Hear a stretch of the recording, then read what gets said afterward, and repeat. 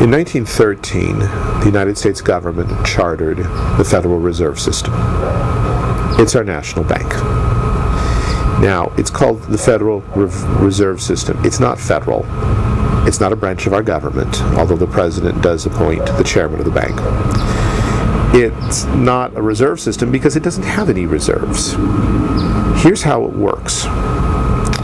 When the United States wants more money to spend than it actually has, it turns to this national bank, this Federal Reserve System, and says, we want $5 trillion. And the people at the bank make an entry. Once upon a time it would have been in ink, now it's by computer, that says the United States owes us is it trillion or billion? Whatever. Trillion, all right. I feel like I'm in a movie. And they say, fine, we've loaned you the money, you have our blessing, our permission, go print it, our Treasury prints it off. Now, notice what they didn't do. They didn't give us any money.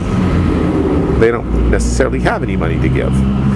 They certainly did. Whatever they have, they didn't give it. What they gave us was the permission to print paper money out of nothing. Why can they do this? Because we chartered and created them and said, you get to do this. Now, is this even remotely a smart idea? No.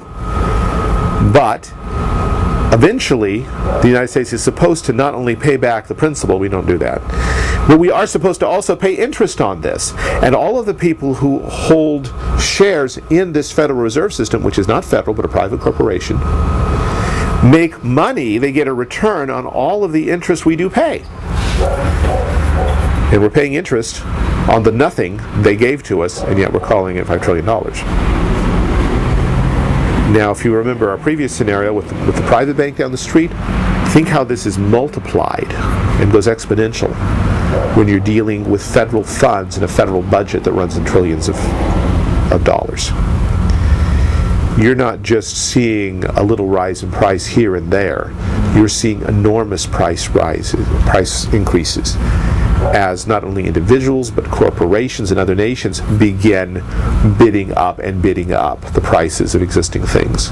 As more and more money is injected into the economy by this process, the initial sense is, wow, there's a lot of money around. Money's available. Credit's easy. Let's buy. Let's spend. Let's invest. Let's build. Let's hire. But sooner or later, the rising prices catch up and people get nervous, and they do so nationwide and perhaps worldwide.